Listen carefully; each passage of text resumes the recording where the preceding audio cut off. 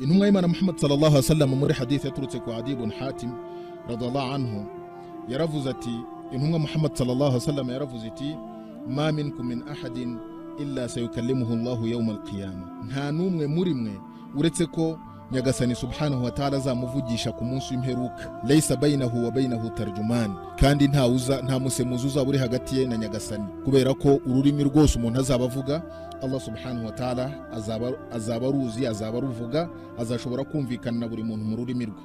Ubwo umuntu azajya areba imbere abone nta kintu kiri imbere ye, hanyuma nareba mu maboko ye abone ni umuriro gusa uri imbere ye usa nkaho urimo kuza umusatira. Intumwa y'Imana Muhammad sallallahu alaihi wasallam isoza imvuga igira iti uzaba yashobora kuba nta kindi yabona uretse gutinya umuriro no gukora icyazatuma Imana itamushyira mu muriro, kabone n'ubwo yatanga agace k'itende ajya bikora. Nanone Imana ikavuga iti wa kullu insanin alzamnahu ta'irahu fi unuqi, buri muntu wese ibikorwa bye bizabiri mu ijosi rye, ni ukuvuga azaba bisobanukiwe abibona imbona nkubone. Kandi ku munsi w'imperuka Allah subhanahu wa ta'ala aravuga ati wa nukhriju lahu yawm al-qiyamati kitaban yalqahu manshura, tuzamusohorera igitabo, tuzamuha igitabo azasoma agasanga kiri imbere ye, tukamubwira tuti ikra kitabak, soma igitabo cyawe kuri uyu munsi, kafa bi nafsika al-yawma alayka hasiba, kuri uyu munsi iki gitabo kiraguhagije kuba ari cyo kikubarira ibikorwa byawe wakoze. Abantu rero bazahabwa ibitabo byabo mu buryo butandukanye. Hari abazahabwa ibitabo byabo mu maboko y'iburyo, abo ngabo nibo bazatsinda, nabo bazabarirwa ukubarirwa koroshye. Hariho n'abazabihabwa mu maboko y'ibumoso, abo nibo bazahura n'ibibazo bikomeye. Qur'an yashimangira ibyo ngibyo muri suratul inshiqaq, aho Imana igira iti fa amma man utiya kitabahu biyaminihi fasawfa yuhasabu hisaban yasira wa yanqalibu ila ahlihi masrura, naho wa wundi uzahabwa igitabo cye mu kiganza cye cy'iburyo, uyu nguyu ni uzabarirwa ukubarirwa koroshye, kandi asubire mube rwose anezerewe yishimye kubera ko amaze gutsinda ikizami. Wa amma man utiya kitabahu wara'a dhahrihi, naho wa wundi uzahabwa igitabo cye mu kuboko kwe kw'ibumoso inyuma y'umugongo we, fasawfa yad'u thubura, uyu nguyu azahamagara mbese yorama, atukorama kumbayeho.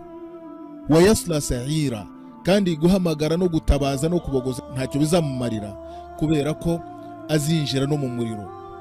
Kubera iki? Kubera ko mu buzima bwo kwisi yiberagaho yumva adamaraye, nta kibazo afite, adashaka kugandukira Allah subhanahu wa ta'ala. Ibyo byose bizabirebana no kubarirwa kw'abantu ku munsi w'imperuka.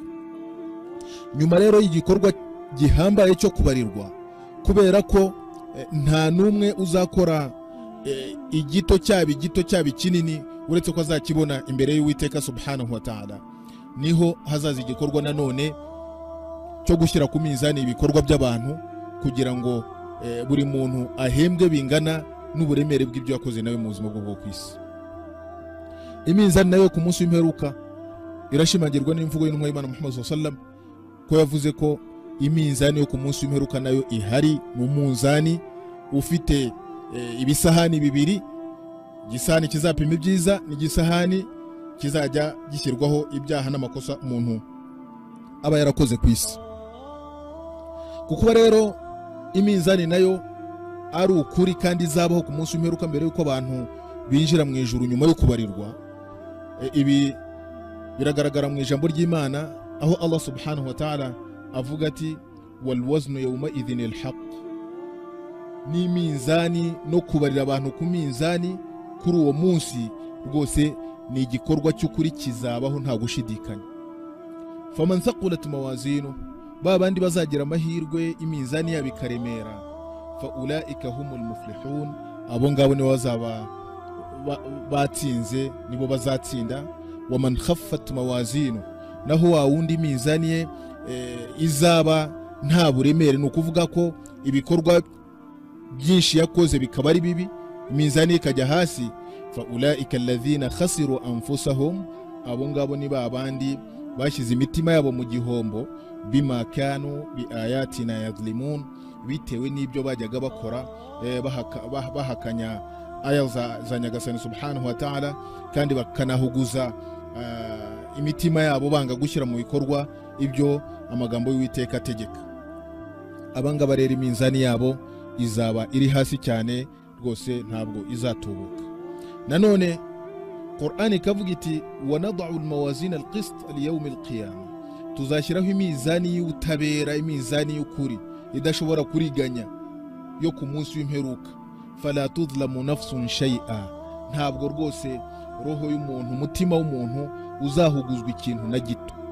Wa in kana mithqala habatin min khardalin atayna biha wa kafa bina hasibin, kabone nubwo umuntu azaba yarakoze akantu gato cyane wenda wagereranya nk'ururo, Allah subhanahu wa ta'ala arashimangira avuga ati ako kantu ku munsi w'imperuka tuzakazana tukamuryoza.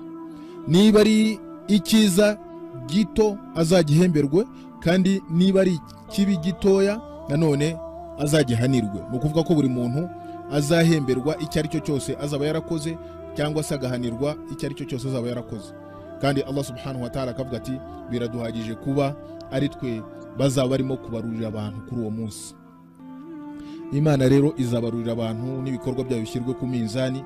Babandi bazagira amahirwe rero imizani yabo ikaremera, ikagira ireme kubera ibikorwa byiza, abo ngabo nibo bazaba bari mu buzima bwiza, ubuzima bishimiye, ubuzima banezerewemo.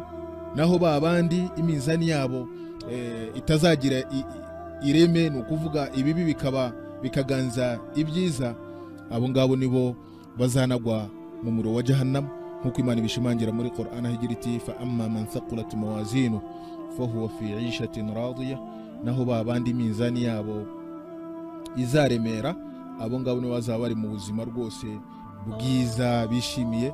Wa amma man khaffat mawazinuhu fa ummuhu hawiya, naho babandi imizani yabo izaba iri hasi, ubwo nta nyina cyangwa se icyicaro cyabo ni muri hawiya, umuriro wa Jahannam. Nyagasani azaturinda umuriro wa Jahannam. Ibi ngibi rero ni intango yo kugaragaza mbere y'uko abantu bajya mu ijuru, ko twabonye ko mu bintu inyungu ikomeye cyane iboneka kuko abantu bareza imitima abantu ko bazajya mu ijuru, nk'ikintu cya nyuma Imana izagororera babandi bahagaze ku murongo mwiza, bagendeye kuri gahunda ya Allah subhanahu wa ta'ala, nta kindi bazagororerwa uretse gushyirwa mu ijuru.